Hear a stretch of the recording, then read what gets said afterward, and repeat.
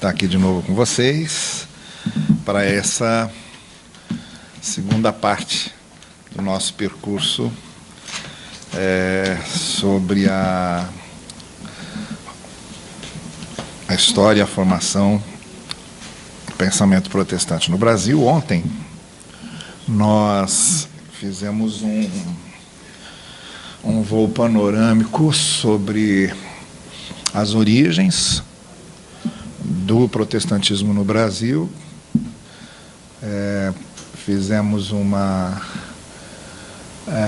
resumo tanto das duas tentativas de implantação do protestantismo no Brasil frustradas, né? Rio de Janeiro e Nordeste, e depois efetivamente sobre a chegada mais formal e definitiva dos protestantes aqui, tanto na forma de imigração quanto na forma das missões. No formato das missões é que, enfim, tivemos a presença do que chamamos hoje de denominações históricas, não é? Então, na ordem chegaram os congregacionais, chegaram os presbiterianos, os metodistas e, finalmente, os batistas. E também traçamos a rota, pelo menos alguma coisa, do início do que hoje é o grupo evangélico mais forte, mais proeminente, mais midiático do protestantismo no Brasil, que é o pentecostalismo, nas suas três ondas, né, ou três momentos em que as configurações se alteraram em alguma coisa, até chegarmos ao ponto em que estamos aqui, tá bem? Então, hoje, nós vamos, como eu havia dito, nosso objetivo não era só traçar o fundo histórico, mas, muito especialmente, a partir desse fundo histórico, entendermos como é que funciona a cabeça do evangélico e por que funciona desse jeito. Eu deixei para nós refletirmos hoje, mais especificamente, a questão da pregação, do culto e da consciência ética. Na próxima semana, nos encontros de segunda e terça, nós vamos ver a questão das relações do protestantismo com o Estado, com a política, e, finalmente, vamos fechar com a marca bastante evidente da influência do fundamentalismo, e a gente vai dar um pouco mais de atenção a isso, que é a área que Sérgio domina bem, sobre o fundamentalismo em si, na sua alma, na sua essência, e como é que isso bate na cabeça dos evangélicos do Brasil, e por que o fundamentalismo, que é sempre uma coisa que a gente pergunta, né? Quando a gente pensa, por exemplo, em Hitler na Alemanha, a dúvida sempre é como é que ele conseguiu seduzir de forma tão ampla daquele jeito um país que já tinha dado figuras históricas tão proeminentes, culturais, que marcaram a civilização ocidental, e de repente surge um cara que era um pintor frustrado, cheio de traumas interiores, e consegue capturar o fanatismo de uma nação inteira. Porque o que me impressiona nunca é o maluco. O que me impressiona são aqueles que seguem o maluco. É isso que chama muito a minha atenção. Que maluco a gente sabe que de vez em quando aparece um, né? Mas os que seguem o maluco, e às vezes a qualidade dos que seguem o maluco, que sempre me chama a atenção, sabe? E o fundamentalismo é a mesma coisa. Como é que isso conseguiu seduzir e marcar de forma tão definitiva a identidade de, por exemplo, nós batistas, não vou adiantar não vou dar spoiler, não, Mas nós batistas, por exemplo, no século XVII, nós surgimos, nós que digo porque sou batista, surgimos como uma espécie de abre-alas da modernidade. Você imagina o que é uma Europa com monarquia absolutista e o grupo lá defendendo liberdade religiosa, liberdade de pensamento, separação entre igreja e Estado, né? Uma Europa em que os estados todos eram estatais, as igrejas todas eram estatais, você, de repente, tem um grupo falando em separação entre igreja e Estado. Você tem um grupo falando sobre autonomia do indivíduo, ordem democrática, congregacionalismo radical, que você tinha até um certo congregacionalismo lá, mas um congregacionalismo que dava uma certa força para a congregação, mas fechava o poder maior num presbitério, num sínodo. E os batistas davam toda a força para a congregação, em todos os sentidos. E aí a gente pergunta, como é que esses que foram uma espécie de guardiães da modernidade no século XVII, que não devia ser fácil defender essas coisas, era uma contramão doida, era remar contra a corrente de maneira heróica, e aí se torna um troço extremamente conservador, entulhado, encalhado, como, de certa forma, os evangélicos no Brasil, desse aspecto da modernidade ocidental, se tornaram. E uma das explicações que temos é justamente essa sedução fundamentalista. Mas eu vou deixar aí esse embrulho para o Sérgio explicar semana que vem, tá bem? Muito bem, vamos lá então. Eu acho que eu estou num lugar ruim aqui, estou bem na frente, né? Não? Vamos falar então de 3 tópicos: a pregação, o culto e a ética, que eu acredito vão descrever muito bem como é que funciona a mentalidade dos evangélicos hoje no Brasil, né? No que se refere à pregação, eu queria começar chamando a atenção para as estratégias missionárias. Essas denominações históricas que vieram para cá, que aqui estão desde o século XIX, vieram por meio dos missionários, e os missionários geograficamente definidos. Vinham dos Estados Unidos, mas mais geograficamente definidos ainda, vinham do sul dos Estados Unidos. Que era o sul dos Estados Unidos? Era o sul escravagista, extremamente conservador, onde o fundamentalismo que eu já citei, e mais, por exemplo, no caso dos batistas, o landmarquismo, que é um movimento, a palavra landmark em inglês é uma espécie de marca que você coloca para delimitar as fronteiras, né? Então o movimento dizia o seguinte. Não pode nem usar isso. O movimento dizia o quê? O movimento dizia simplesmente que a igreja de Jerusalém, dos primeiros discípulos de Jesus, já era uma igreja batista. Aliás, com toda a modéstia, Jesus já teria sido batizado por um batista. Entendeu? O batista batizou Jesus, já começa ali. Bom, a tese principal desse negócio doido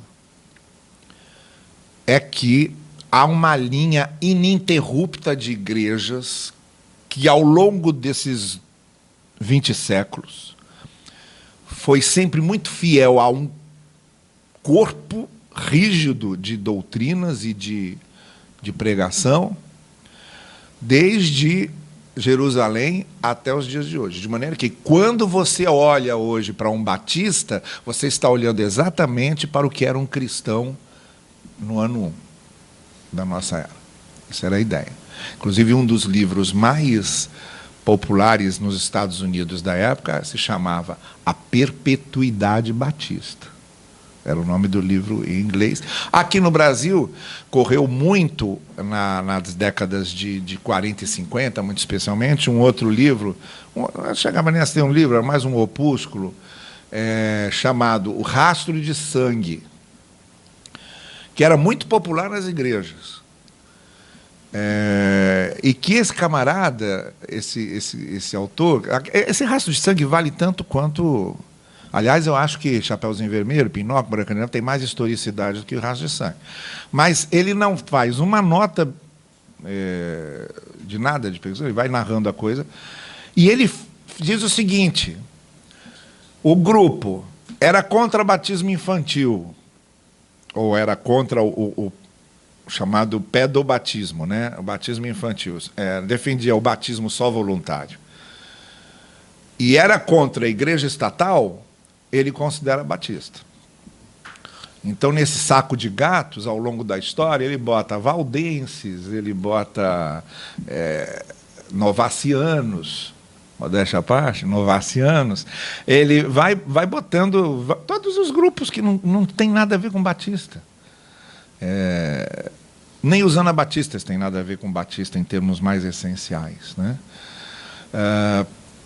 Então, esses batistas do sul dos Estados Unidos, esse cinturão, que até hoje é um cinturão evangélico, extremamente conservador, poderoso politicamente também, que vem para o Brasil. Então, a pregação, os missionários que chegam aqui, eles chegam, e como a gente viu ontem, chegam com todo aquele conceito de destino manifesto, que a gente já passou aqui ontem, tudo lá, tudo na cabeça deles. Bom, quais foram as estratégias missionárias que esses missionários usaram? Ontem eu fiz alguma referência sobre isso, que é a pregação anticatólica. Então vamos só recordar. Essas sociedades missionárias que queriam mandar missionários para o Brasil precisavam de grana para mandar esses missionários. Essa grana era produzida pelas igrejas para sustentar esses missionários. Só que é o seguinte: como convencer as igrejas a mandar missionários para a América Latina, para os países da América Latina que já eram cristianizados, num tempo em que fazer missões era ir a países não cristãos, ou chamados pagãos. Então, é para a Índia, para a China, né? Agora, como é que a gente vai para a América Latina se você já tem lá a fé cristã? Então, surge uma maneira de defender isso, que é dizer o seguinte: sim, lá tem um cristianismo, mas é um falso cristianismo. A gente tem que levar o cristianismo verdadeiro. Então, quando eles vêm para cá, é óbvio que se você acredita que está trazendo um cristianismo verdadeiro, você tem que se antagonizar com o tal do cristianismo falso. E uma das maneiras de antagonizar foi essa. O Sérgio ontem fez uma referência a essas polêmicas que havia. Era muito comum entre pastores e padres haver a provocação dessas polêmicas, por escrito, em artigos de jornais, em debates, e também verbalmente. Tá? Por exemplo, eu conversei com um pastor no interior de São Paulo, isso na década de 90, pastor já idoso, mas que, quando chegou na cidade lá do interior de São Paulo para começar, ele era um missionário, para começar a evangelizar as pessoas lá, então, obviamente, ele começa a se indispor com o padre católico da região, que se arma também com a chegada dele, e começa ali uma disputa de território. O espiritismo também nessa cidade era muito forte. E esse padre daquela cidade, que era o padre da matriz, que era um padre realmente muito, digamos assim, um poder da palavra muito forte, grandes argumentações, etc., ele desafia os espíritas da cidade para um debate. Um líder espírita lá da cidade, para um debate público. Se usava muito esses debates públicos, ou para ganhar ou para perder, era tudo ou nada. E esse pastor, que tinha chegado lá há pouco tempo, foi lá assistir isso. Então aí tinha aquele negócio, né? Então o padre, na fala dele, fala: vocês espíritas, como é que podem? Em vez de seguir a Bíblia, ficam seguindo o Evangelho segundo Kardec, vocês creem em reencarnação, e pegando aqueles pontos de para bater em cima. Aí, e os espíritas muito acuados, né? E o antagonista espírita dele também meio acuado. Aí esse pastor pede a palavra, vai lá para frente, diz: olha, eu quero participar desse debate, quero dizer uma coisa. Vocês ficam falando aqui contra a reencarnação dos espíritas, mas vocês católicos também creem em purgatório. E assim como a reencarnação é uma outra possibilidade da pessoa redimir os seus pecados, na teologia católica, o purgatório é também uma possibilidade de redimir os pecados. Vocês ficam falando aqui contra a Kardec, dizendo que eles usam Kardec, mas vocês católicos também dão uma autoridade para o Papa extremamente submissa, etc. Olha, ele não era espírita, ele era um pastor evangélico chegando. Mas os espíritas se sentiram defendidos por ele e começaram a ovacionar o homem, a aplaudir e tal, e ficar a torcida. Esse era o clima de polêmica que havia entre pastores e padres, muito especialmente nessas cidades de interior. E a polêmica era usada para isso, para mostrar que a verdade se sobressai ao engano, ao falso cristianismo e coisas do tipo. A outra estratégia era de colégios confessionais. Acho que todos vocês conhecem esses colégios confessionais. O católico tinha, a Igreja Católica sempre teve os colégios confessionais. Os evangélicos no Brasil, uma das primeiras coisas que eles começaram a instalar, também logo que chegaram, foram colégios confessionais. Todos eles têm colégios confessionais, batistas, presbiterianos, metodistas, todo mundo com seus colégios confessionais. O grande objetivo, a grande finalidade dos colégios confessionais era a ideia de mudar a mentalidade do brasileiro, que possuía uma mentalidade católica, e tentar mudar para uma mentalidade protestante e usar os colégios no contexto do processo educacional para que isso acontecesse também. Isso era uma outra estratégia. E a terceira estratégia também... Oi, diga, Sérgio. Sérgio, interrompa a hora que quiser. E vocês também, quando quiserem perguntar, é só interromper. É só para dar um destaque nisso que o Novaes está falando. Que a estratégia dos colégios era uma estratégia para formar a elite aberta para a cabeça protestante e também ganhar a elite para as igrejas protestantes. Mas é notório o descompasso, porque a elite abraça a educação protestante, mas não abraça a fé protestante. Então, esse descompasso é uma marca indigesta dessa estratégia. Assim. Então, você tem, assim, por exemplo, o Gilberto Freire estudou no Colégio Americano Batista em Recife. O Arthur da Távola estudou no Colégio Batista Shepherd, aqui na Tijuca. Nelson Rodrigues estudou no Shepherd. Nelson Rodrigues, também aqui no Shepherd. E também, contemporâneos a gente, assim, todos nós aqui, Flávio Bolsonaro, Carlos Bolsonaro e Eduardo Bolsonaro estudaram no Colégio Batista aqui. Não foi o Colégio Militar que eles estudaram. Tá? Além da Assembleia de Deus, a outra contribuição dos batistas para o Brasil, então, é família Bolsonaro. Fala, Márcia, pode falar. Lá atrás.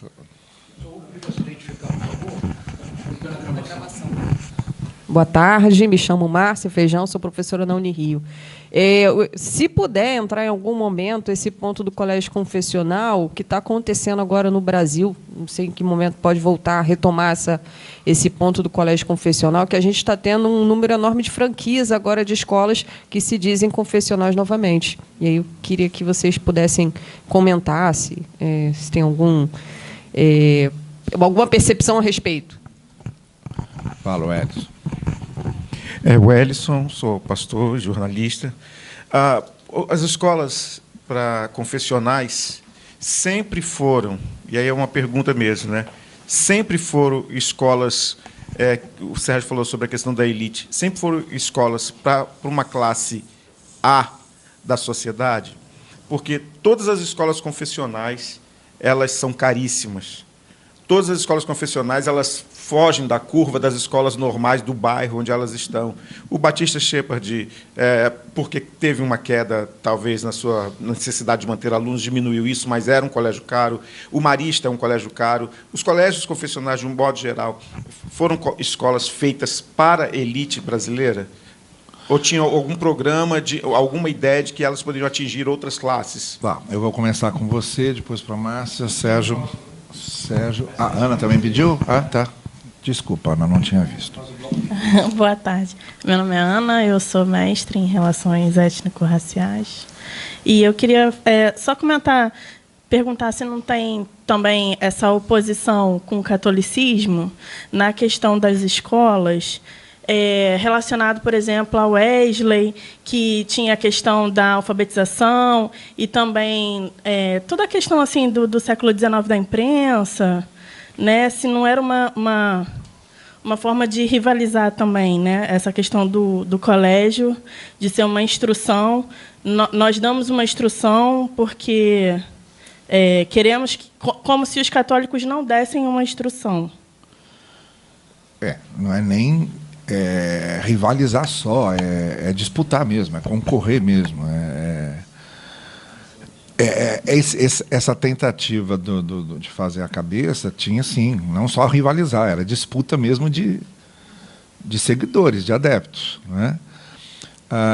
Eu só não sei identificar, eu só não saberia identificar exatamente em que ponto a gente pode identificar a questão da qualidade do ensino, se bem que algumas metodologias dos colégios confessionais protestantes modernizaram questões metodológicas de ensino. Isso chamou muito a atenção da elite. Já respondendo sua pergunta dentro lá, sempre elite. Eu já disse aqui ontem que essas denominações históricas eram denominações de classe média. Não chegavam. Quem começou a chegar mesmo no povão mesmo, nas classes mais humildes, foi o movimento pentecostal. Não só questão de linguagem, mas questão de música, de abertura para a participação do leigo, de facilidade para você chegar a ser um pastor sem precisar ficar estudando em seminário e tal. Então, essas facilidades todas chegaram muito rápido. Mas os colégios confessionais, como você bem disse, são colégios caros, que só famílias de classe média podiam pagar. Então, e agora voltando para a Ana, então, Ana, eu não sei exatamente que ponto a gente poderia identificar o que chamou a atenção. Eu fico em dúvida, por exemplo, vocês sabem que a influência europeia no Brasil, na época da monarquia, foi muito grande, no que se refere ao francês, por exemplo, né? A moda francesa, a cultura francesa, a língua francesa. Eu tenho a impressão que o modelo norte-americano de influência cultural começa também a tomar esse espaço, e a metodologia norte-americana de ensino, algum conteúdo que oferecesse, talvez fizesse esse contraponto. Mas, como o Sérgio bem lembrou, era um interesse meramente na qualidade do tipo de ensino que era oferecido. Nunca conseguiram atrair, pelo menos não em grande porte, para a fé protestante. Também então é nisso. Agora, voltando para a Márcia. Por favor, Márcia, como é que é? Que agora eu me perdi, né? Me perdi na... Sim. Tipo Legacy. Isso. Eu acho que isso tem a ver com esse assunto que a gente ainda vai tratar. Eu tenho a impressão que o apelo ao conservadorismo moral é um grande atrativo dessas escolas hoje, e que, até então, as escolas católicas tinham muito isso, de conservadorismo moral, né? E eu acho que os evangélicos conseguiram fazer mais propaganda a respeito disso. Uma contribuição com isso, porque eu conversava sobre isso essa semana. Eu encontrei um pastor numa igreja na cidade do Rio de Janeiro, e ele, entusiasmado, dizendo o seguinte: olha, eu estava saindo do Brasil, mas Deus colocou no meu coração de abrir uma escola dentro da igreja. e ele abriu uma escola lá ali perto, próximo a onde eu estou. E um outro amigo meu abriu no ano passado uma escola também dentro da sua igreja, na região de Itaboraí, também uma escola batista dentro da igreja. Então, eu acho que é um fenômeno que está começando, e todos os dois com o mesmo discurso. Nós estamos promovendo, nós estamos indo contra toda essa cultura imoral, e etc e tal, que as crianças acham na escola. Traduzindo em miúdo, se você quiser resguardar seu filho de educação sexual em que seu filho pode se tornar gay ou lésbica, se você quer resguardar seu filho dos discursos comunistas, venha para a nossa escola. Venha para a nossa, que vai transformar, venha para a nossa escola, que aqui a gente resguarda seu filho desse perigo. No meu entender, talvez não esteja tão clara assim essa propaganda, mas quando vamos guardar o caráter moral do seu filho, é o que... Só para completar. Claro. Um terceiro pastor conversando comigo, ele falou exatamente isso, porque eu tirei meu filho de uma escola confessional e coloquei numa escola tradicional e com outro perfil. E ele falou assim: poxa, você não tem medo do que eles podem ensinar para o seu filho? Olha a pergunta, ela está inserida exatamente nisso que você acabou de dizer. Deixa eu só falar uma coisa aqui. Suas amizades são bem estranhas, tá? Eu não tenho muita certeza, viu, Márcio, assim, do que eu conheço um diretor de uma escola dessas, lá no Recreio, e que ele é um empresário. Tem fora para dinheiro. Ele olhou assim, então, deixa eu só abrir um parênteses aqui. Essa é outra característica. A geografia dessas escolas é sempre em bairros onde tem a clientela mais fácil. É Recreio, Barra, Zona Sul, né? Especialmente bairros emergentes, né? Então, assim, eu conheço um deles, né? E o negócio dele é faro. Ele montou uma escola, já abriu outras unidades. Há uma história que a Legacy captou o projeto político-pedagógico da escola. Uma sócia dele vendeu para a Legacy, sem falar com ele e tal. E tem até os rolos desse aí também, tá? Então, assim, mas o negócio deles, embora ele seja cristão, e vai dar um ensino cristão e tudo mais, o negócio deles não tem vinculação com igreja nenhuma. O negócio dele é ganhar dinheiro. Então ele tem o cheiro e foi lá e montou o negócio. É um empresário. Mas tem também, assim, o que me deixou meio ligado com a história da Legacy, eu tive um rapaz que veio para a igreja, ele era da Assembleia de Deus, de Madureira, e ele se separou da esposa, aí ele caiu em desgraça pública, né? Ele é um pregador da Assembleia de Deus, aí o pessoal crucificou ele, e ele acabou me conhecendo no Facebook, e virou meu amigo, e foi para a igreja. Ele passou 4 meses na igreja, porque ele morreu de Covid. E ele morreu de Covid porque ele pegou justamente numa dinâmica de grupo, quando ele foi contratado. Porque a igreja não estava dando culto público, por causa da Covid. E eu achei interessante porque teve uma homenagem a ele numa igreja evangélica do Recreio. Então, assim, eu não sei se há por exemplo, no caso da Legacy, se há uma vinculação de fundo entre a escola e essa igreja neopentecostal. Pode ser que tenha. Ou se alguém da igreja que é também da escola e pediu para usar o espaço para fazer uma reunião da escola, um culto lá, uma coisa que vale. Então, assim, isso não ficou muito claro, mas eu admito a possibilidade de existir, né, em algumas frentes dessa daí, algum tipo de relação com alguma igreja encampando de fundo, né, assim. A impressão que eu tenho é que não tem nenhuma denominação assim de cara, né? Igual as antigas, por exemplo, as escolas de Mackenzie, todas elas tinham uma denominação ali Eles querem o espírito conservadorismo do conservadorismo evangélico, o espírito, o ambiente. Você não tem uma... E aí a coordenadora já chegou lá falando que deu 50% de desconto para quem tirar seus filhos da escola do bairro, mandasse lá e justamente para proteger os filhos dessas ideologias. Luiz, você ia... Eu queria falar, o Sérgio falou aí, eu vejo em casa um grande nicho de negócio. Sim. Uma marca, sim. Né, eu vejo no colégio lá em Niterói, que lá a marca é ensino cristão. O que é ensino cristão? Tem metodologia, ensino cristão? A gente nunca sabe exatamente o que esses caras estão querendo, mas a verdade é essa. Esses conceitos de conservador, liberal e etc., fica tudo muito vago na cabeça das pessoas. Então, quando eles falam assim, o ensino conservador contra o ensino liberal, o que eles estão querendo dizer, a rigor, é um ensino de esquerda, né? É um ensino que vai abrir portas para uma sexualização antecipada, qualquer coisa nesse sentido.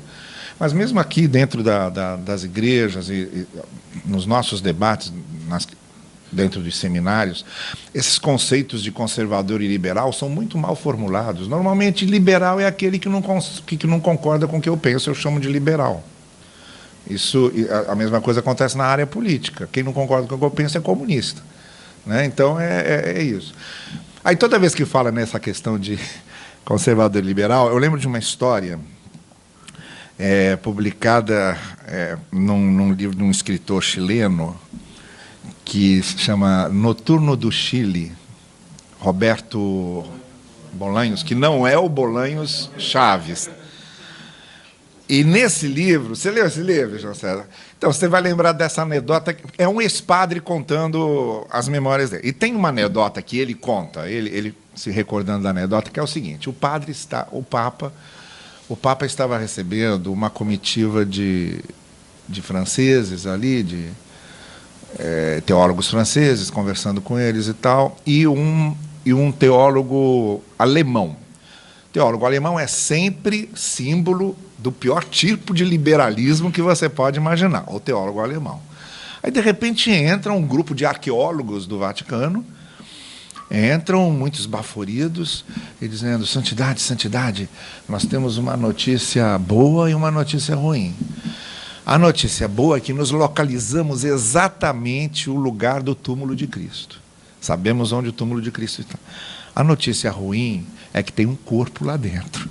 Aí o teólogo alemão, liberal, tira o cachimbo da boca, dá uma baforada e diz, interessante, então Jesus existiu mesmo. Não é? Então, cara, quando um cara que conservador chama alguém de liberal, ele não tem ideia do que é, não entende nada de teologia liberal. Então, esses conceitos são muito rarefeitos, né? Serve só para você ofender, só para você estereotipar o cara. Mas, né? Então, acho que quando esses colégios falam ensino conservador, o que é o ensino conservador? Em vez de ter o Paulo Freire como patrono, você tem o Olavo de Carvalho. Né? Então, deve ser isso aí.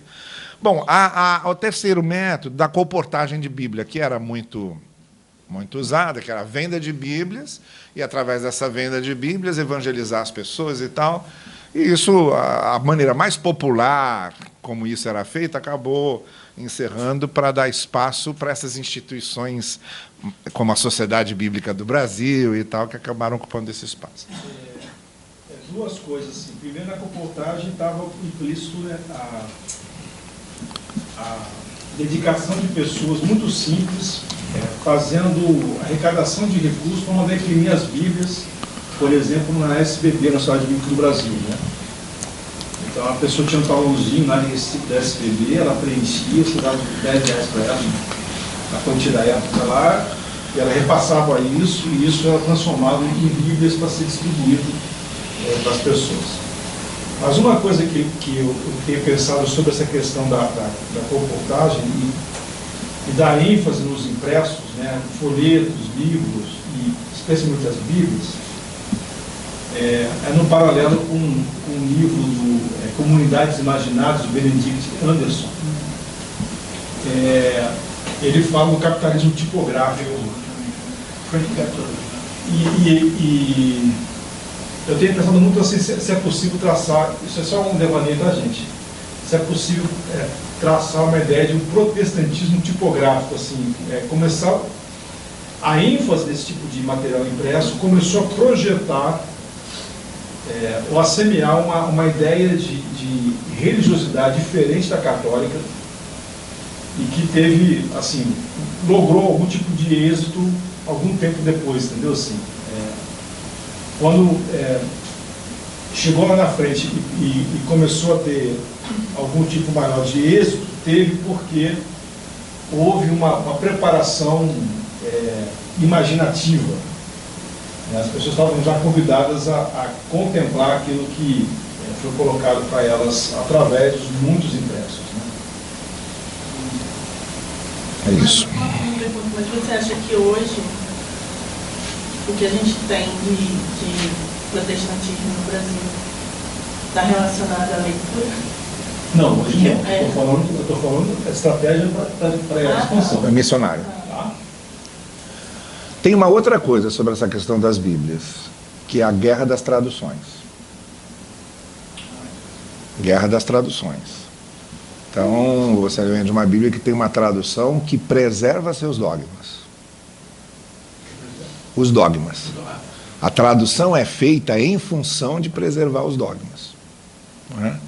E aí você só pode comprar Bíblias da Sociedade Bíblica porque é uma tradução protestante, não é uma tradução católica, e vice-versa. Essa questão de tradução é muito, muito interessante.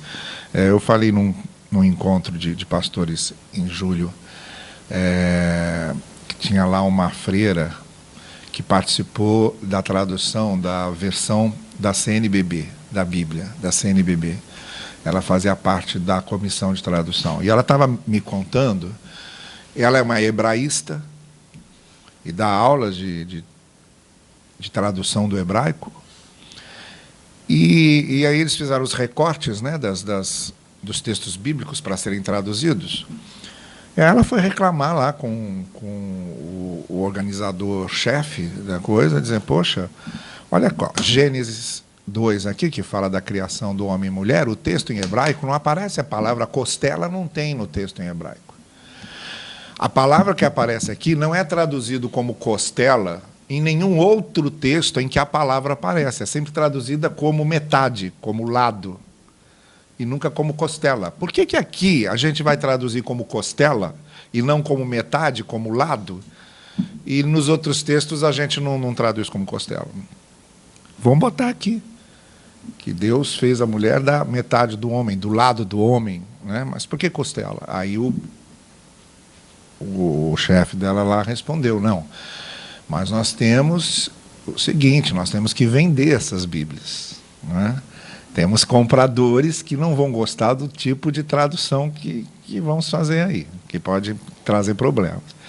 E aí ela me falou, olha, eu não quis nem saber, no meu relatório lá, na minha tradução, eu botei assim, e Deus botou o homem para dormir, partiu ele ao meio e fez a mulher.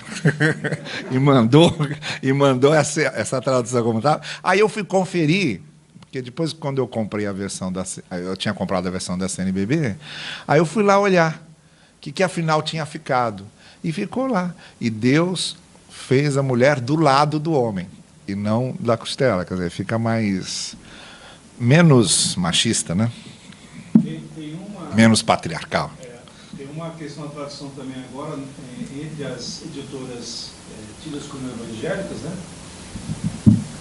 No texto de João 13, 23, né, que fala da ceia e coloca o apóstolo João do lado de Jesus, né?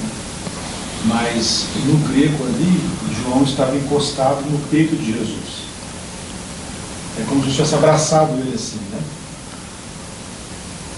E esse pavor, essa transfobia evangélica precisou separar a força do texto e separar João, botando ele do lado, porque senão não vende Bíblia também. Imagina, vai dar razão para os caras falando que João e Jesus tinham alguma coisa mais lá, que um segmento. Entendeu? Quem sabe um próximo curso aqui a gente possa falar sobre a história da Bíblia e das leituras da Bíblia, né? Pode ser uma possibilidade. Bom, ainda sobre a pregação, deixa eu falar um pouco sobre o mecanismo da pregação evangélica. Você tem o lado transmissor, que seria então o evangelizador, o missionário. Ele tem que pregar, ele tem que evangelizar, prestando muita atenção, especial atenção a duas coisas. Primeiro, ele tem que dar uma ênfase dogmática. Ele está vendendo uma verdade que foi revelada. Então, a salvação de uma pessoa depende também dela aceitar esse corpo de verdades, esse corpo doutrinário. Então, ele não está vendendo o evangelho, ele não está proclamando o evangelho, ele está proclamando um corpo de doutrinas, em que o evangelizado tem que comprar aquele corpo de doutrinas. E a ênfase polemista que a gente já falou aqui, que era aquele confronto com a religião dominante, no caso, o catolicismo. Então, esse era o lado transmissor. O evangelista, o missionário, o evangelizador, ele tinha que vender o corpo todo de doutrinas, então, nada ali podia escapar, a pessoa seria salva, entraria no reino dos céus se aceitasse esse corpo de doutrina, e qualquer dúvida a respeito de alguma coisa ali está estigmatizada. E a polêmica de que a nossa verdade é superior à verdade da religião dominante que temos aqui. Do lado receptor, que é o evangelizado, acontece o seguinte. Primeiro, ele tem que fazer uma acomodação desses novos dogmas aos antigos, porque nunca acontece, não é uma tábula rasa, não vira uma tábula rasa em que zera tudo e, de alguma forma, começa com ideias novas. Não existe isso. O que acontece é que, normalmente, esse evangelizado ele vai trazer a bagagem já cultural das ideias religiosas, nas quais ele foi educado a vida toda, e seus pais, e seus avós, e seus ancestrais, e o que ele vai fazer são acomodações da nova doutrina com a antiga, uma espécie de sincretismo doutrinário. Por exemplo, aí já falando da minha realidade, nós batistas não batizamos bebês, como católicos, luteranos, presbiterianos, não batizamos bebês. Mas a gente percebe claramente que há uma acomodação num outro rito que nós temos, que é o da apresentação, da consagração dos bebês, e eu boto a minha cabeça na guilhotina, como aquilo na cabeça do povo não vale como um batismo infantil que não foi feito lá anteriormente. A mesma coisa no que se refere à celebração da ceia dos batistas. A ceia dos batistas, Jesus não está presente, ele está ausente. É uma ceia de memória, que os batistas herdaram de Zwinglio, que também teve um problema lá com Lutero, justamente nessa parte. Os seguidores de Lutero e os de Zwinglio combinaram de unir os dois movimentos, que eles eram muito parecidos. Fizeram um documento de 14 pontos, em que os luteranos e os zwinglianos concordavam entre eles. Você chegava no ponto da ceia, não teve jeito de encaixar. Então, Lutero e Zwinglio ficaram debatendo aquele negócio, Cristo presente, Cristo ausente, ceia memorial, ceia sacramental, e não resolveram aquilo. Aí o Lutero, que era um cara mais impulsivo, ele levantou e escreveu em latim, bem grande, no quadro, com giz, ele escreveu Hoc est corpus meum. Este é o meu corpo.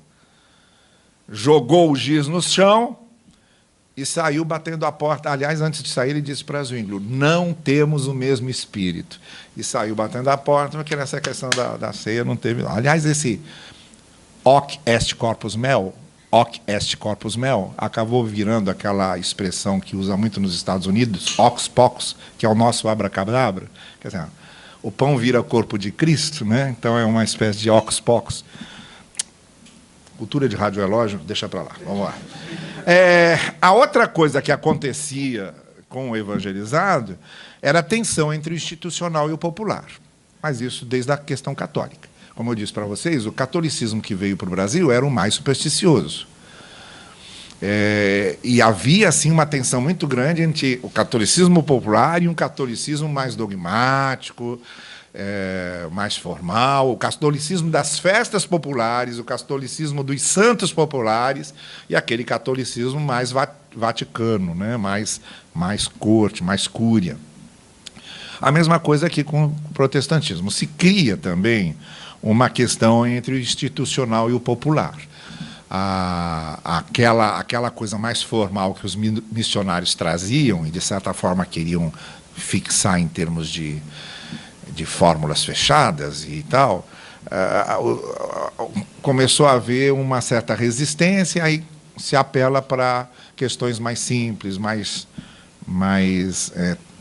flexíveis. Então, algumas coisas não foram exatamente tão rígidas quanto os evangelizadores queriam. Pouca coisa. Na maioria das vezes, a gente vai ver nessa questão do culto, as fórmulas fixas dos missionários norte-americanos acabaram ficando. Até essa questão de culto da noite serve para evangelizar, culto da manhã serve para doutrinar, isso é uma questão que os missionários americanos criaram e que veio desde sempre, e até hoje ainda se encontra isso acontecendo em algumas igrejas. Fala, Flávio. Essa ênfase polemista, você acredita que ainda hoje nós estamos nela ou já houve alguma mudança? Olha, a ênfase polemista tinha uma característica que tem que tirar o chapéu para ela. O cara tinha que ter conteúdo. Conteúdo. Hoje é muito difícil haver. O que você tem de. A gente não pode nem chamar de polêmica, é isso que acontece nas redes sociais. O cara vai lá, bota qualquer bobagem, não quer ver a resposta, isso não é polêmica. A polêmica, quer dizer, você vai com suas ideias muito bem estruturadas, vai com seus argumentos e expõe. O outro vem com as ideias estruturadas dele, vem com os argumentos e expõe. E você vai. Então, naquele tempo, você tinha polêmicas. Por exemplo, Lutero foi um grande polemista. A reforma luterana se expandiu através das polêmicas. Polemizou até o fim da vida. Calvino era um grande polemista. E os grandes teólogos reformados todos eram grandes polemistas. E esses primeiros missionários que chegaram no Brasil, esses pastores mais antigos, tinham também conteúdos doutrinários muito bem desenvolvidos, formados, e havia argumentos de um lado e para o outro, né? Hoje, o que a gente vê, o que acontece aí em Facebook, essa gritaria, essa coisa aí, não dá para chamar de polêmica. Isso aí é barraco mesmo, né? É barraco. A pessoa vai lá, fala o que quer, joga um monte de coisa lá, na maioria das vezes coisas que não teria coragem de falar face a face, aí joga na tela, mais no sentido de ofender, de machucar, de ferir, do que propriamente de defender uma ideia. Ela não defende ideia nenhuma, né? Você discorda do cara, o cara já parte para te humilhar e para desclassificar você como pessoa, né? Desmoralizar você como pessoa, e não para debater ideias.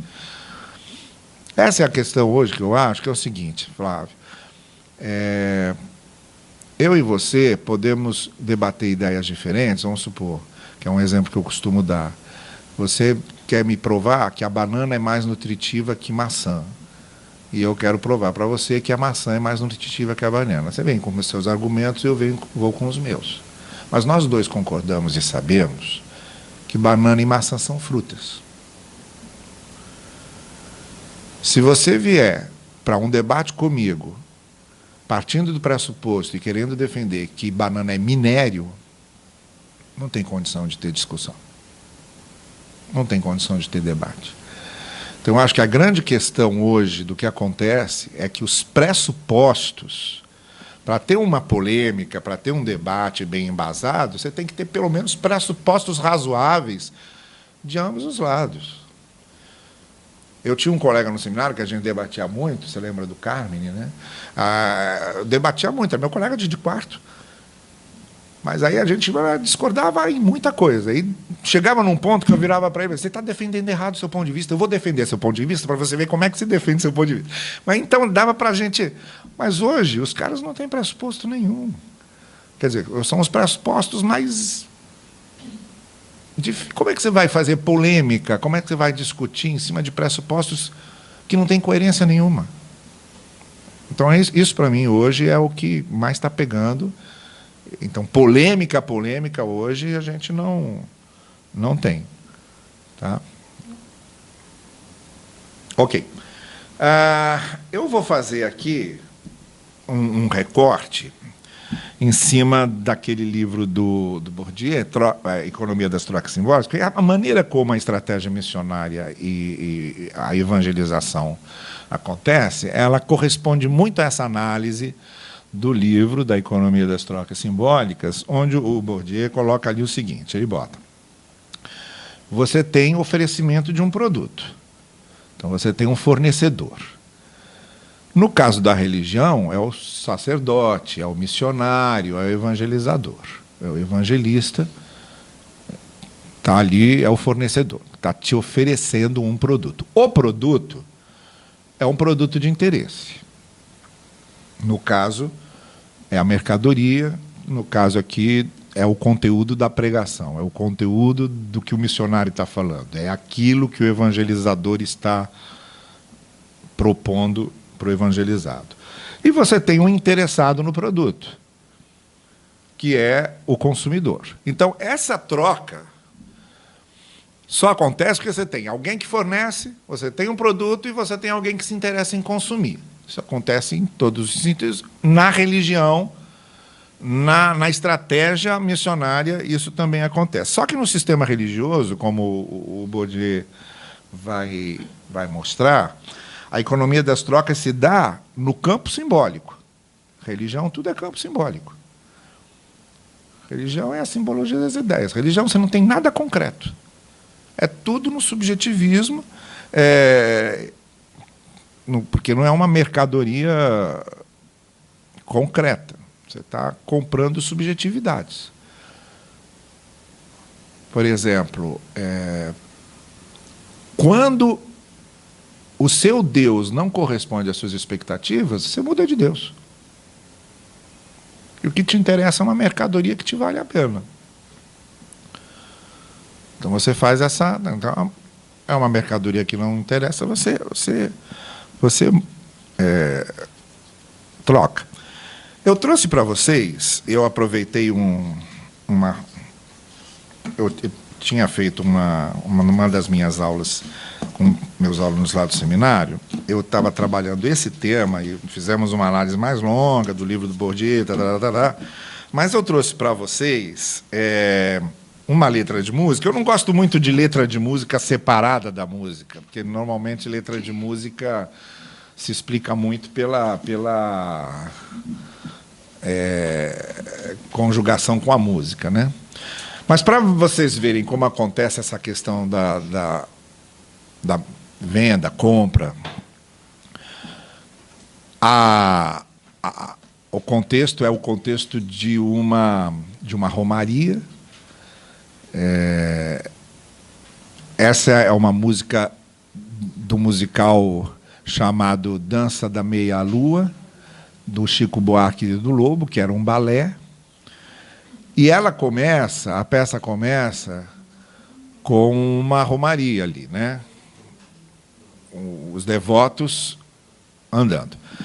O Chico, para fazer essa letra, ele descobriu no dicionário do Câmara Cascudo que tem um costume no Nordeste que se chama permuta dos santos, que é o seguinte: você tira o santo da paróquia dele, leva para outra paróquia e ele fica lá de castigo até atender o que você está pedindo para ele. Seria mais ou menos virar o Santo Antônio de cabeça para baixo. Então você tira e deixa o santo confinado lá numa outra paróquia que não é dele até atender, né? Então, só para vocês verem, o que chama a atenção nessa letra é como ela termina. Mas o que ele diz lá é o seguinte: São José de Porcelana vai morar na matriz da Imaculada Conceição. O bom José desalojado pode agora despertar e acudir os seus fiéis sem terra, sem trabalho e pão. Aí pega a Virgem de Alabastro Conceição na charola para a Igreja do Bonfim.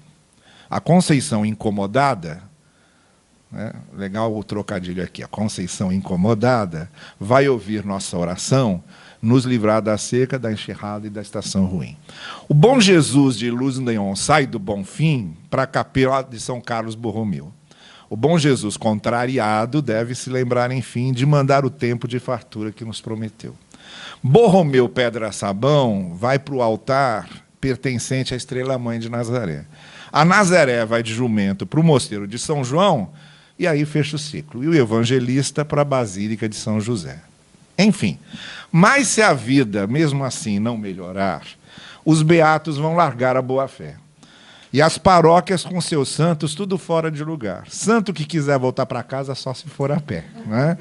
Essa oferecimento da mercadoria, essa troca, essa compra, etc., isso não é uma coisa que acontece só na mentalidade popular católica, acontece também na mentalidade popular evangélica e fica muito bem explícito aí na maneira como a mensagem é vendida, comprada e negociada. Vamos falar um pouco do culto. Eu não sei se alguém quer comentar alguma coisa sobre esse ponto da pregação. Vamos adiante. Diga, Flávio.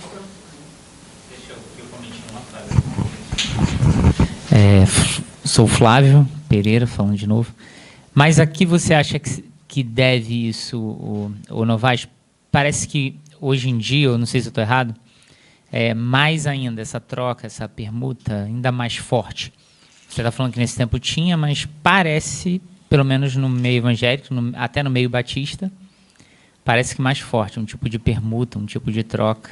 Eu acho que tá geral. Na minha visão, o que acontece é o seguinte: acabou, na grande maioria, quase absoluta maioria, a ideia de graça, por exemplo. Você não merece, Deus dá a você porque Deus tem misericórdia de você. Não. Você tem que pagar, de alguma forma, para receber de Deus. Isso está estabelecido. A mensagem da graça, inclusive hoje, eu acredito que, muito especialmente nessas igrejas que teoricamente vieram da reforma, que enfatizava a questão da graça, hoje está esvaziada. Eu não... Ali a ideia de que você barganha com Deus, compra, negocia, etc., paga para poder receber, isso está muito cristalizado na mentalidade religiosa. Fala, Márcia. O microfone lá.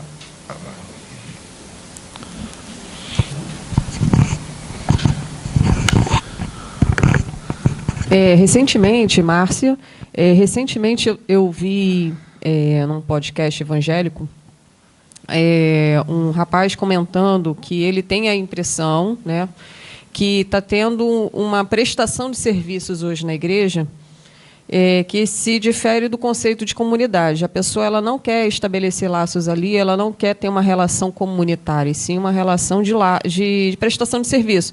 Se o culto não agrada, a pregação não agrada, então o serviço foi mal feito, vou procurar um outro serviço, porque esse serviço aqui está mal feito. Sim. E aí eu me lembrei agora, você falando com relação a isso, pregação como prestação de serviço no lugar, e o confronto com a palavra comunidade. E você mencionou agora a graça, eu fiquei pensando na graça superabundante, que também é um conceito que tem sido utilizado recentemente, que eu acho que é nesse molde de que a graça não é suficiente, né? E aí eu acho que tem que se vender uma prestação de serviço de um merecimento de algo maior do que a graça. Então, a superabundante graça. A questão é a seguinte: no meu entender, se levar a sério mesmo a ideia de graça que originalmente surge no movimento reformador,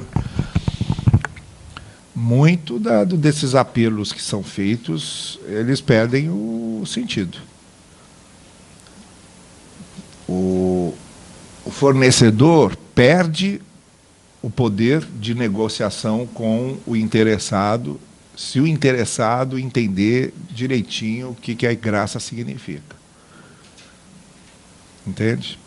Então, aí a gente volta lá ao conto do grande inquisidor do Dostoiévski, que é aquilo lá. Fala, peraí, não vem atrapalhar nossos negócios, não, que consegui muito mais coisa do que você conseguiu. Tu morreu numa cruz lá, isolado, abandonado, e a gente, o império que a gente conseguiu. Então não vem atrapalhar. Não vem atrapalhar. E aí manda prender e crucificar de novo. É isso. Se for compreendido mesmo o conceito de graça, o poder de negociação dos sacerdotes, dos evangelistas, ele acaba. Os pregadores, ele acaba. Oi. Claro? É só porque eu não sei, assim, para quem tem uma experiência evangélica, no mundo evangélico, talvez o que eu vou dizer tenha uma certa ressonância. Sim, desculpa, perdão. Mas para quem não tem, talvez seja interessante. Naquele primeiro ponto que ele falou, do dogma da verdade a ser revelada, existe uma distinção que é feita, até como uma pesca em aquário, assim, quando, por exemplo, um pentecostal, um neopentecostal, especialmente neopentecostal, quer pescar um crente evangélico batista, presbiteriano, metodista e tudo mais, ele faz uma distinção entre logos e rema. Então, você tem um conhecimento do logos de Deus. Mas não é isso que interessa? O verbo encarnado, não é isso que... Não, você precisa da rema, que é a palavra que fica no coração, a verdade que entra. E essa expressão e esse, vamos dizer assim, subterfúgio é onde os coaches crescem no meio evangélico, especialmente com as frases de efeito, que elas são lidas como se fossem rema, uma palavra revelada de Deus diretamente a você. Então, eu acho que essa distinção é importante, porque é uma gradação futura desse momento primeiro aí. Futura, eu falo assim, o que está acontecendo hoje, tá? Mas desse momento primeiro lá atrás. Voltamos sempre a graça não é suficiente, a gente vai acrescentando o que substitui a graça no curso. Bom, sobre culto, então, que é uma outra coisa que caracteriza essencialmente o protestantismo no Brasil, é a celebração cultica. O que nós conhecemos hoje como culto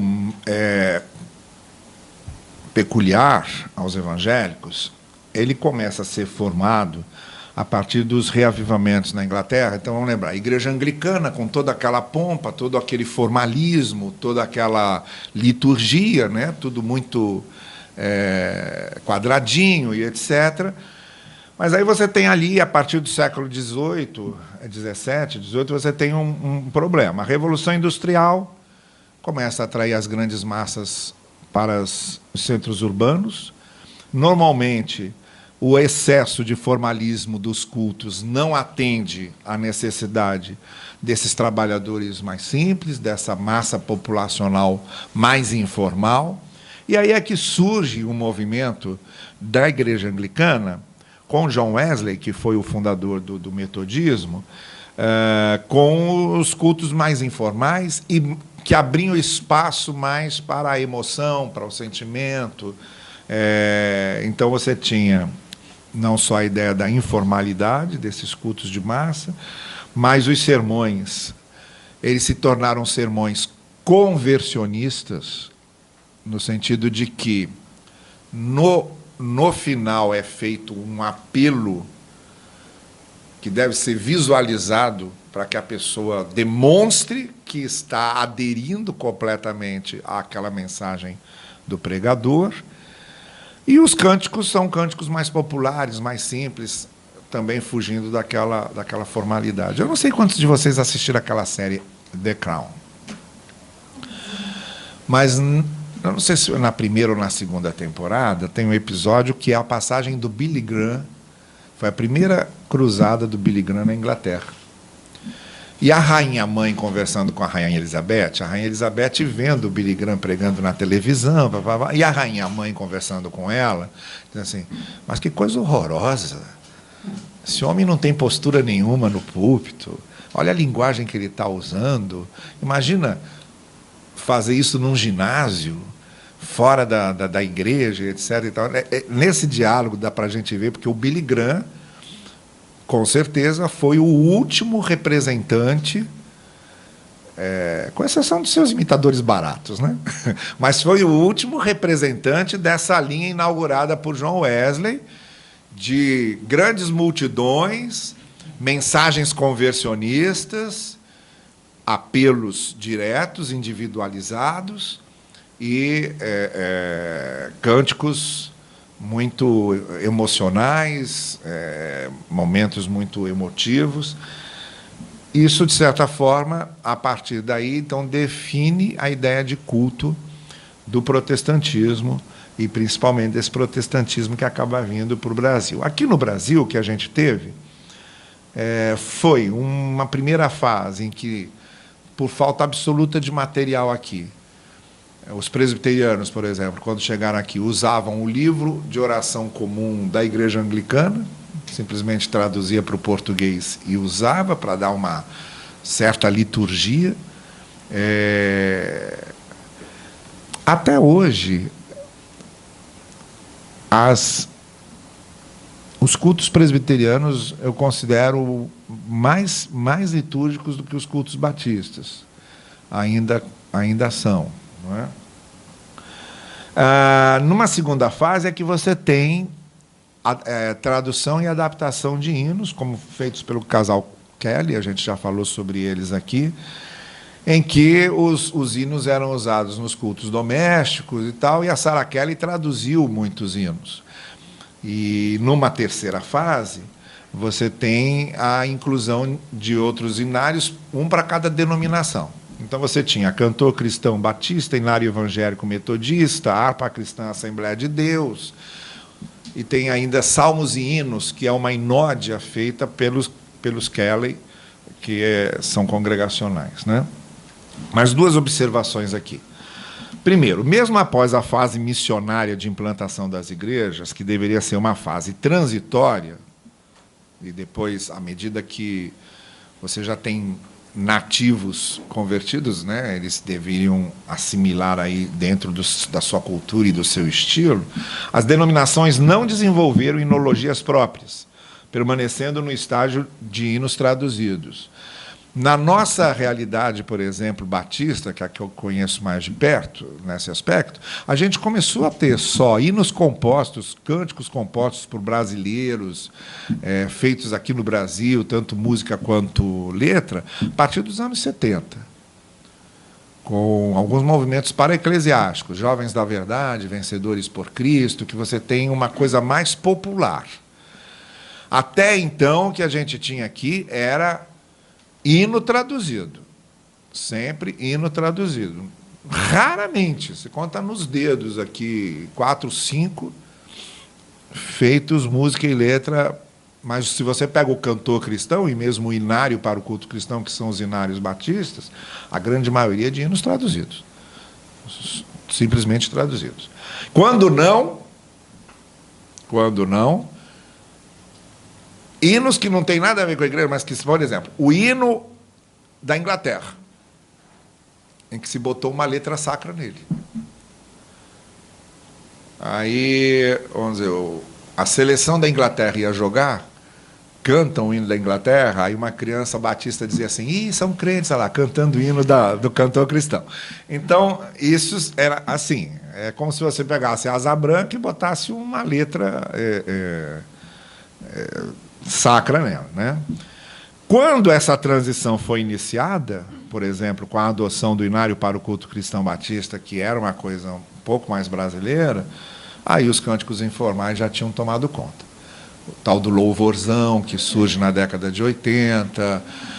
Houve um movimento muito importante na época, na década de 80, que foi o rebanhão, que foi o que popularizou de vez a questão dos cânticos e causava assim olha, para botar uma bateria dentro de uma igreja, para você botar um tantã dentro de uma igreja, era difícil.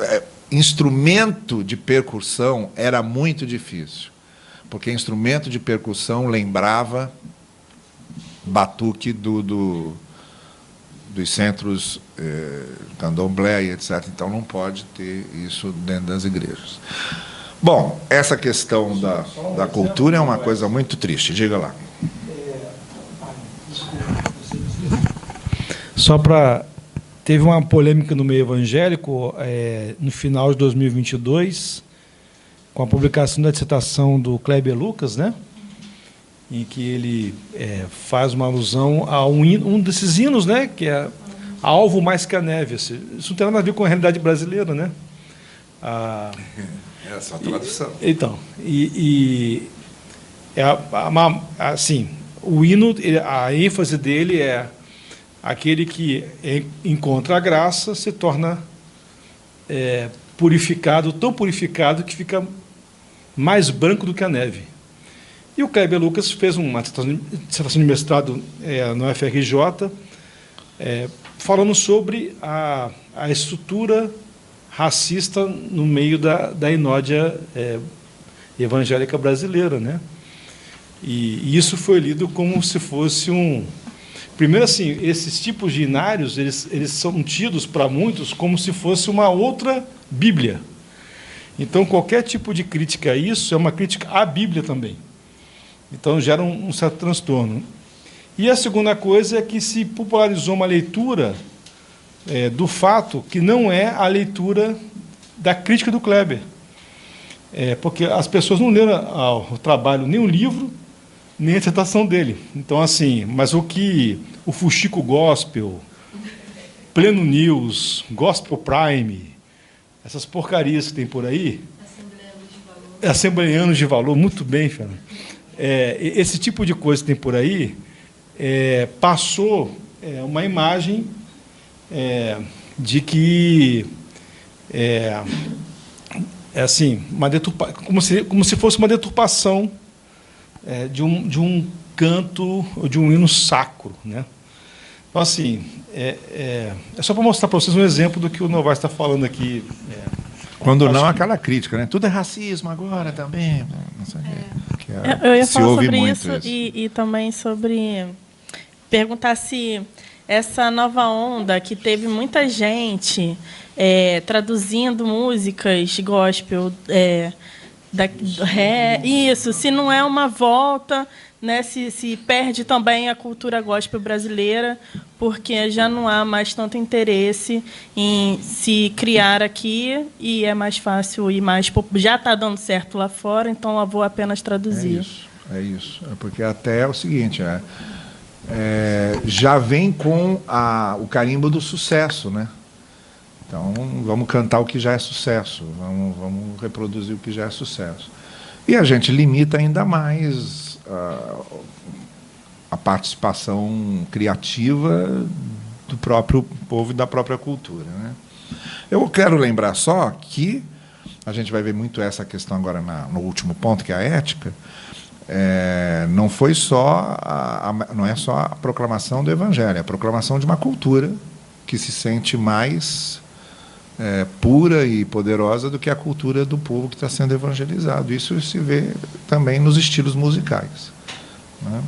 Samba, por exemplo, cantar samba era mundano. Como é que vai trazer o mundo para dentro da igreja? Então você não pode fazer um cântico com ritmo de samba, porque é trazer o mundo para dentro da igreja. Tinha um grupo que Pragode. Você lembra disso? Pragode. Formaram um grupo chamado Pragode, que cantava pagode com música, um letramento evangélico, né? Mas no ritmo do pagode. Tem ainda. E gerou uma polêmica na época, porque as pessoas não queriam aceitar. Então, assim, o Pragode tocava normalmente, quando era chamado, tipo assim, no salão social da igreja. O culto acontecia e aí ia ter um bolo, salgadinho, a cantina, aí o pagode ia lá fazer o fundo musical. Um cantor evangélico normal, entre aspas, né? Ele cantaria no culto, né? Um convidado. Mas o pagode não pode cantar no culto porque, afinal de contas... Ela é sagrada. Eu acho que não. Mas eu acho que o Marcelinho formou um negócio nesse nicho também aí. Tá? Isso! Excelente. Isso. O Wellison é muito amigo do irmão do Magno Malta, viu? As amizades do Wellison. É isso. Eu quero chamar só a atenção ainda, um último ponto que eu acho muito importante, que é esse conceito de culto como service. Também. Que nos Estados Unidos eles usam a expressão service. E a ideologia desse negócio foi trazida aqui, que o culto tem que ser um culto produção, tem que ter um culto resultado. Você não faz um culto só para comunhão, o culto não é a comunhão. O culto tem que dar convertidos, o culto tem que ter pessoas se quebrantando ali, indo à frente, chorando, e etc. Para atingir a meta. Então, aquele foco europeu de adorar e orar juntos, nós estamos aqui juntos para adorarmos juntos, para cultuarmos juntos, para orarmos juntos, ele passa a ser trabalhar e produzir. Um dos hinos mais cantados na Inódia Batista do cantor cristão era justamente um que dizia isso: vamos nós trabalhar, somos servos de Deus, vamos produzir resultados, não é? Mais cumprimento do dever do que comunhão jubilosa e fraterna. Você vem ao culto porque, se não vier ao culto, você fica em baixa com Deus, então tem que estar aqui de alguma forma. E mais trabalho de converter e batalhar contra o mal, contra o mundo, contra a cultura secular e etc. Também é um culto como pedagogia. Os cultos, eles precisam ter um discurso racionalista, metódico. Permanece o estilo missionário de se contrapor ou de contrapor a verdadeira contra a fé falsa. A fé verdadeira contra a fé falsa. A reafirmação contínua e recorrente dos artigos dogmáticos da fé. Culto é também para você doutrinar e reafirmar as doutrinas. Então, as letras dos hinos, elas têm que reproduzir fielmente as doutrinas que são ensinadas. E não há espaço para emoção, praticamente, não havia, né, nos cultos mais formais, mais litúrgicos. Hoje já há até em demasia, né? Acontece, se não tiver um cara rolando no chão, babando, etc., não é culto de verdade. Mas esses mais litúrgicos, mais fechados, davam pouco espaço para emoção e sentimento, porque tinha que ser uma coisa muito bem encaixadinha, fechadinha. Ok, vamos para o último ponto, que é, então, a questão da ética. Então, esses 3 tópicos, o evangélico na questão da pregação, o evangélico na questão da sua maneira de cultuar e a questão ética. Eu queria já, de cara, deixar claro, tá, que a questão ética para o evangélico não tem a ver com virtudes éticas, a ética de virtudes. Tem a ver com um moralismo muito rasteiro e com essa ideia de que hábitos e costumes da nossa cultura são mundanos, enquanto os hábitos e costumes da cultura do missionário é que são. Então, na base, a ideia de ética do Evangelho não tem nada a ver com a questão de virtudes éticas, de convívio saudável, sadio.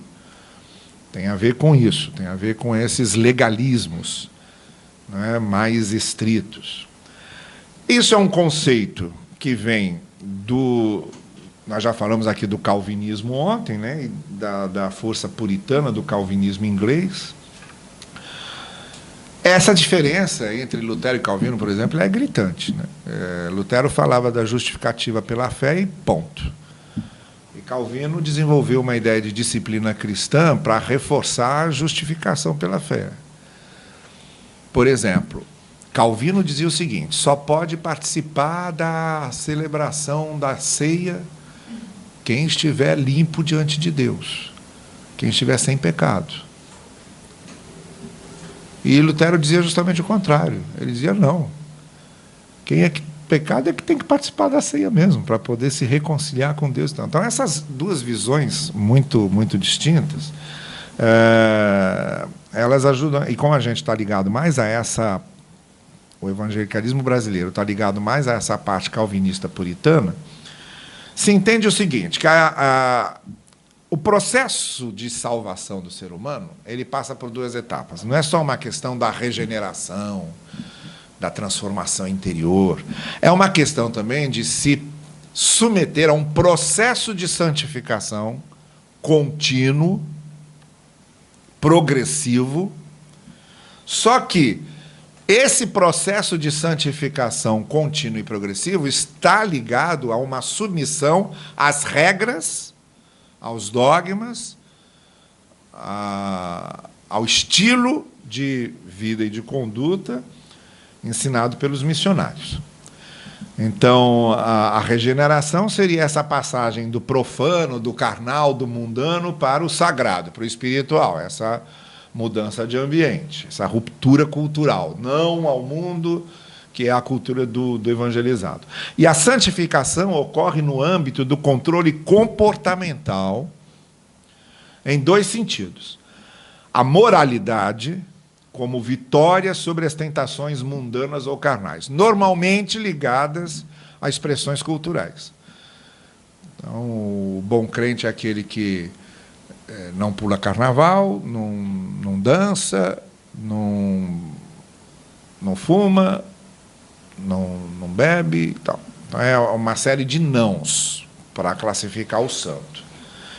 E a fidelidade é provada na convicção da sã doutrina. E aqui eu faço questão de voltar ao seguinte: essa ideia de salvação pela graça é uma ideia da porta da igreja para fora. A partir do momento em que a pessoa entra na igreja, a salvação não é mais pela graça. A salvação é pela submissão ao corpo doutrinário, a essa ética de costumes, a essa moralidade eclesiástica. A ponto de que, vamos supor, se você se divorcia, hoje nem tanto, mas era um problema. Se você se divorcia, como é que fica a sua salvação se você se divorcia? Não é? Se você vai participar de um baile de carnaval, como é que fica a sua salvação se você estava no baile de carnaval?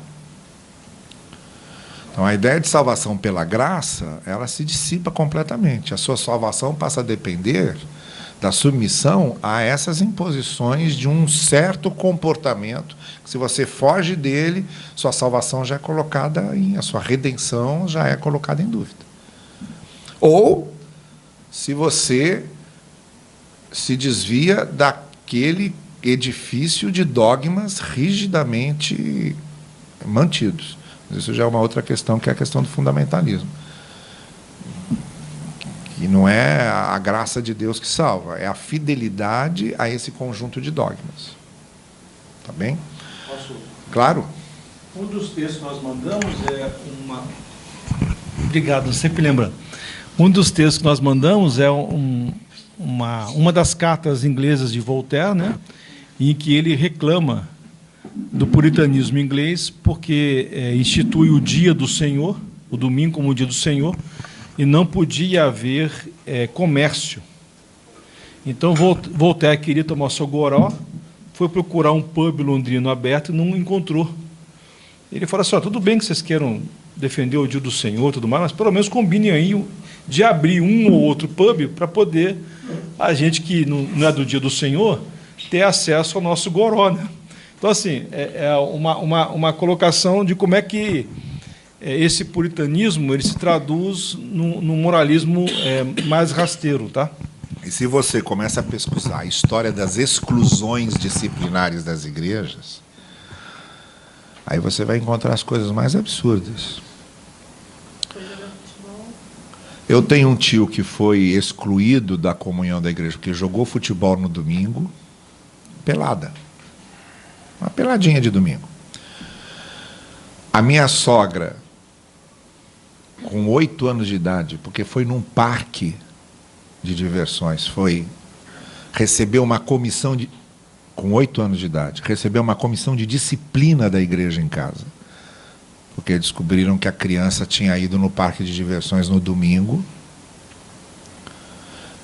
Ela com 8 anos não entendia nada, aquele monte de gente lá, ei, né? E eu me lembro perfeitamente, eu criança, me lembro perfeitamente do pastor da nossa igreja. Minha igreja era uma igreja muito tradicional, e o pastor muito tradicional, e ele recomendando às famílias que não ligassem os aparelhos de televisão no domingo, que não assistissem televisão no domingo, desse conceito do dia sagrado. Então, sua salvação dependia disso. Também, não era um discurso, veja, não era um discurso direto isso, ficava na ambiguidade da compreensão, na linguagem ambígua, na intenção, na sugestão só, que é muito mais desonesto. Ficava na subjetividade da ideia, né? Bom, eu queria só fazer referência a essa questão da conversão e do conversionismo. A verdadeira conversão, ela volta-se para um projeto do reino de Deus, não de uma igreja, não é? Projeto do reino de Deus, não padrões comportamentais de cultura. Princípios do reino é que estão envolvidos na questão. A conversão no Evangelho, ela se expressa como dádiva e como missão, quer dizer, a graça que você recebe de Deus e você vai ser instrumento de graça para os outros. Isso aí que é Evangelho. Essencialmente, a proposta do Evangelho é essa: você é amado por Deus, você vai amar. Você foi perdoado por Deus, você vai perdoar. Você recebeu misericórdia de Deus, você vai ser misericordioso. Eu tenho dito que se eu tivesse poder de mudar as letras dos hinos, eu mudaria no seguinte sentido: todo hino que fala sobre Deus me ama, a graça de Deus está sobre mim, eu te agradeço, Senhor, pelo teu amor, tinha que ter uma segunda parte, que dizia: eu também vou amar. Eu também vou ser instrumento da graça de Deus, porque se não tem esse complemento, você fica agradecendo a Deus porque Deus te ama, e não se vê nessa chamado para amar o outro, isso não é Evangelho. Isso não é Evangelho.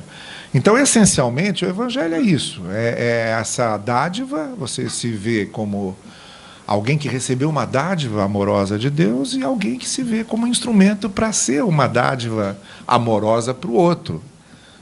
Tá bem? Bom, aí quando você pega isso e transforma em padrões doutrinários, comportamentos culturais apenas, você está mudando toda a essência do Evangelho. O testemunho cristão não é negação da cultura em que se insere, mas proclamação por meio dela. A fé cristã não é você rejeitar a sua cultura, mas é você viver a sua fé no contexto da sua cultura. A igreja é comunidade de congraçamento e amadurecimento mútuo.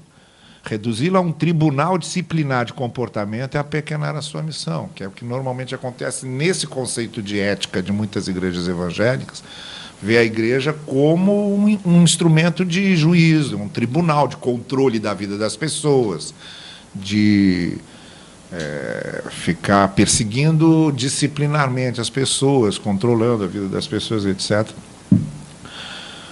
Tinha isso também. Na cidade do interior onde minha mãe foi criada, o pastor designava 2 diáconos da igreja para ficarem na porta do cinema que tinha sido inaugurado na cidade, para ver quem que ia entrar no cinema da igreja ali para assistir filme. Agora vocês vejam. E eu volto a dizer, o que me impressiona não é o maluco, é quem segue o maluco. Eu fico perguntando, esses caras não tinham nada o que fazer em casa? Em plena tarde de domingo, ficar na porta de um cinema vigiando se ia entrar alguém, né? Bom, A pregação protestante, em vez de promotora de critérios culturais dos missionários norte-americanos, focaliza os princípios bíblicos da graça e da ética do amor, tá bem? Que é o que acaba sendo esquecido nesse frigir dos ovos. A questão da coerção comunitária legalista, que é você transformar a igreja meramente num instrumento de legalismo, é isso. Embora a pregação missionária enfatize a salvação pela graça e Cristo como único mediador, a comprovação dessa salvação se vê na submissão do convertido às regras comunitárias. Mas nada a ver com graça. O mediador aí, entre você e Deus, é o rigor da lei eclesiástica. Não é? A nova comunidade mantinha controle rigoroso sobre a vida do crente por meio de coerções disciplinares como essas que eu exemplifiquei para vocês. E para encerrar, antes de dar oportunidade para vocês fazerem aí as últimas perguntas, observações, a ética de costumes e comportamento cultural ou princípios e virtudes? Né? O que deve ser realmente? O protestantismo como rejeição da cultura, dentro daquela ideia do destino manifesto, eles é que são o padrão, eles é que têm a cultura mais acima, mais importante, mais valiosa. Os missionários se tornaram portadores de uma verdade religiosa, de uma cultura superior e de uma moralidade exemplar. Isto é, a verdade religiosa é a verdade dos missionários conforme esse cinturão do sul dos Estados Unidos, só vale isso. É uma desgraça aqui, quando a gente quer estudar teologia séria. Quando a gente quer estudar teologia séria aqui no Brasil, a gente tem que ir para Editora Paulus, Editora Paulinas, Loyola, tudo é editora católica. Porque se você vai para uma vida nova, se você vai para uma fiel, se você vai para um mundo cristão, é só fundamentalismo, é só coisa traduzida do sul dos Estados Unidos. É isso aí que é a teologia hoje evangélica no Brasil, são esses livros. Essa análise que João César está lendo do Alexandre é exatamente sobre publicações fundamentalistas no Brasil. E a Hagnus que traduziu o The Fundamentals, né? Botou em português os 12 volumes. Disponibilizou. Já está em digital isso? Impresso? Não, pois é. Você vê que eles sempre voltam, né? Nunca morrem. Está sempre voltando, é impressionante. Não se trata apenas da proclamação da fé cristã, mas também da implantação de um projeto cultural. Quer dizer, evangélicos no Brasil nasceram não só da preocupação, da proclamação do evangelho, mas houve uma implantação de um projeto cultural. A mensagem pregada era também propagação de valores culturais e morais distintos dos que se identificavam com o catolicismo romano. A conversão ao protestantismo significava a rejeição da religião dos colonizadores e seus valores. Por isso, levava à adoção não só da fé, mas dos valores culturais anglo-saxônicos. Se você se converter, era abrir mão do que você tinha recebido em termos de cultura católica, ou seja, o que for. Então, meus pais nunca tiveram problema com isso, mas eu fico morrendo de pena de filho de crente que não pode ir em festa junina de escola. Isso aí não pode, que é católica. Aí fica aquela criançada. São duas coisas que morro de pena. Ver criança depois de jogo, quando o time deles perde no Maracanã, criança chorando. Criança flamenguista até que eu não tenho tanta pena, não. Mas criança, quando vê o time deles perder e fica aquele choro, e criança que quer ir em festa junina de escola e não pode ir porque pai e mãe dizem que aquilo é do diabo, é idolatria, e essa bobajada toda. Cosme e Damião também, a gente vê aquela criançada, tadinha, que não pode... Pode ir na festa da roça da igreja. Né? Aí pode ir na festa da roça da igreja. Bom, lamento muito, viu, se eu não conseguir atender as expectativas aqui, mas eu espero que, pelo menos em parte, a gente tenha conseguido dar uma visão panorâmica sobre essas questões. Eu não sei se há mais alguma observação, alguma pergunta. Se não... De ontem. Aproveite. Aproveite que é hoje ainda. Quando o senhor defendeu as três O senhor está no céu, né, João? Não, mas eu sou uma pessoa respeitosa. Bom, quando houve a definição das 3 ondas do pentecostalismo no Brasil, na terceira é que surgiu a Igreja Universal do Reino de Deus. Isso. Por que não se usou o termo neopentecostal? É curiosidade Não, é mesmo. neopentecostal. Tá. Porque não foi usado ontem. Toda essa terceira, é que só não foi usado. Mas eu considero toda essa terceira onda, a terceira onda é o que a gente costuma chamar de neopentecostalismo. Mas no meio evangélico, os próprios evangélicos usam o termo neopentecostal? Ou é uma as imposição denominações históricas usam. Usam. Os denominações batistas históricas usam. usam. Eu não Tá. sei se eles usam para eles mesmos. Tá. Mas normalmente... E desde quando começou a se usar a expressão neopentecostal para se referir a essa terceira onda? Olha, nessa bibliografia que a gente colocou, eu coloquei 2 livros, um do Cartacho Rolim, que é a editora Vozes, outro que é desse Leonildo Campos, que o Sérgio citou ontem, sobre as raízes do pentecostalismo no Brasil. E nesses livros, a expressão, que são livros da década de 90, nesses livros a classificação de neopentecostais já está lá muito clara. Então, eu desconfio que a partir já do final dos anos 80, início dos anos 90, é que se cria, que já se tem uma visão de que aqui você tem um corpo já distinto daquele que vinha até os anos 70. É uma outra coisa, que não é aquilo. São novos apelos, são novas ênfases, que aí entra aquela questão da teologia da prosperidade, o sincretismo religioso e etc. Então, foi ali, no final da década de 80, início da década de 90, que começou a se perceber com mais clareza que era uma outra coisa que não aquele pentecostalismo que veio até a década de 60, que pega ainda aquela turma que usava o rádio muito bem, do Deus e Amor, tudo ali é chamado de pentecostalismo. Mas ali, a partir dessa nova fase, não. O Fresta usa a terceira onda na tese de doutorado dele, mas eu acho que o Ricardo Mariano, que usa o termo neopentecostalismo nos anos 90. Se não me engano, a dissertação de mestrado na tese de doutorado.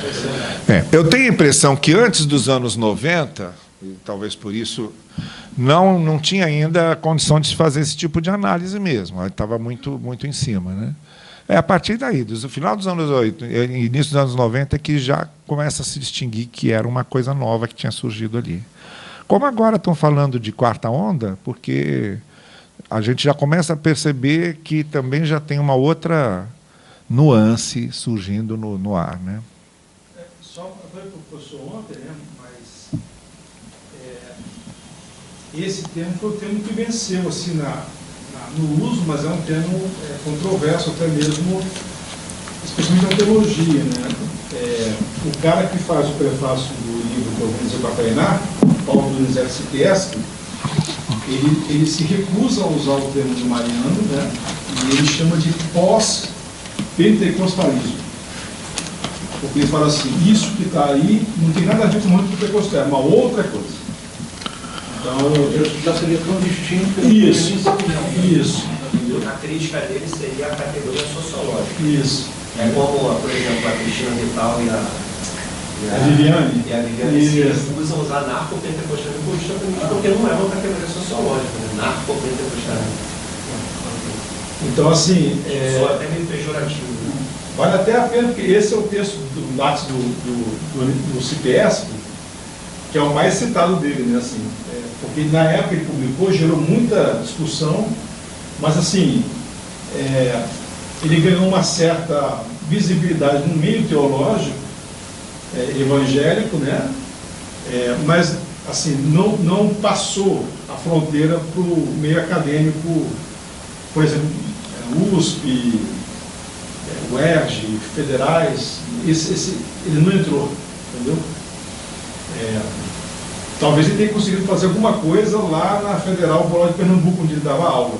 Talvez. Mas, assim, não teve muita adesão à defesa dele, embora, se você ler o artigo dele, você fala assim, ele está certo.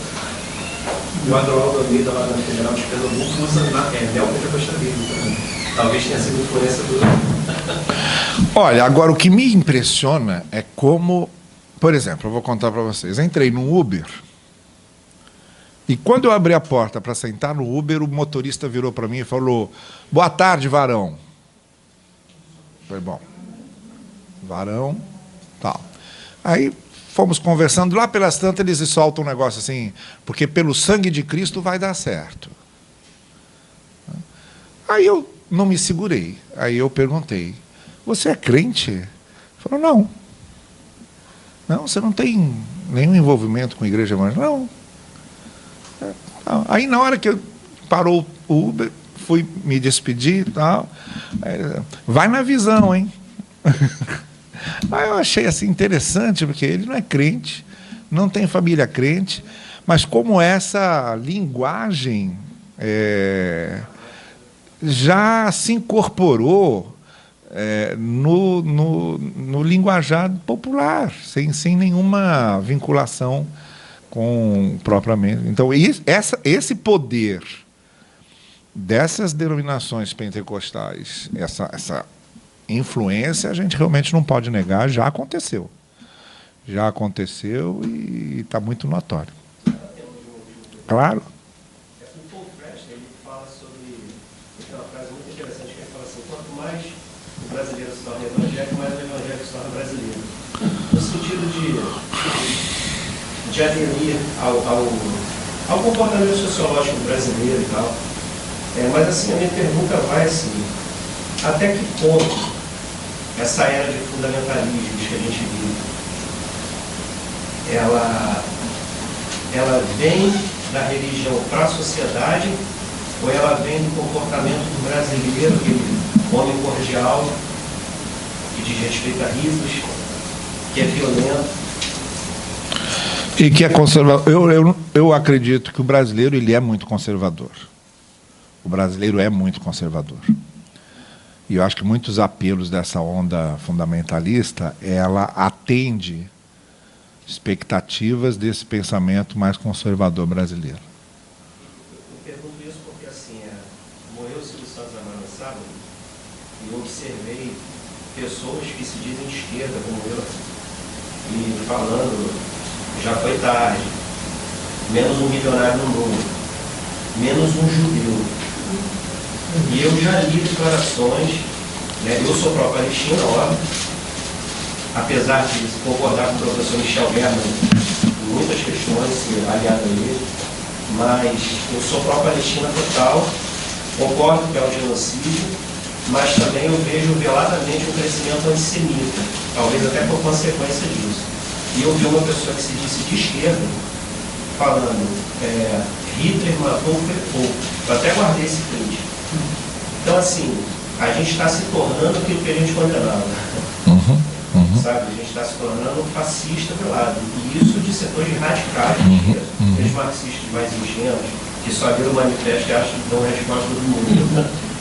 Então, assim, é por isso que eu fiz essa pergunta. Eu não sei se essa era de fundamentalismos que a gente vive, ela atravessa a sociedade, ela vai da religião para a sociedade, ou se isso já é uma característica da nossa sociedade, estrutura social cordial, que aproveitou esses elementos da religião para poder dizer quem era.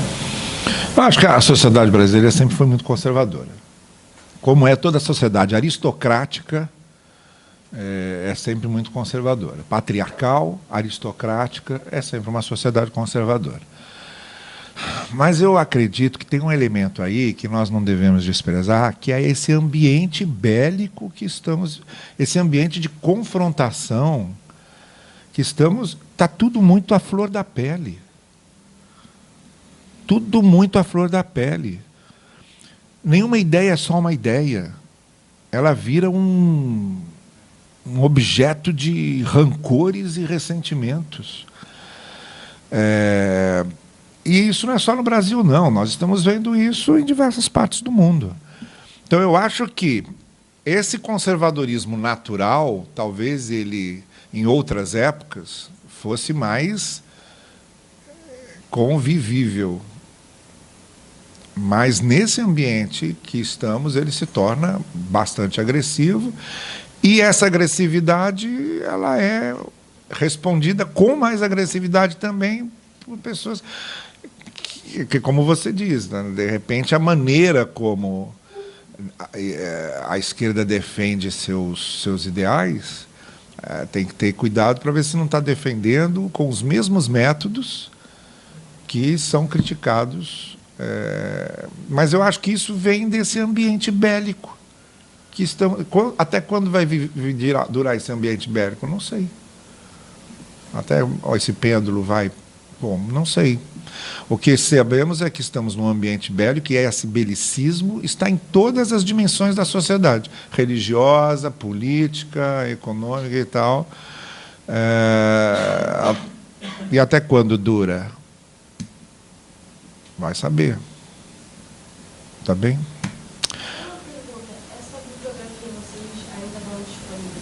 Está disponibilizado já. O João César disse que está acessível já a vocês.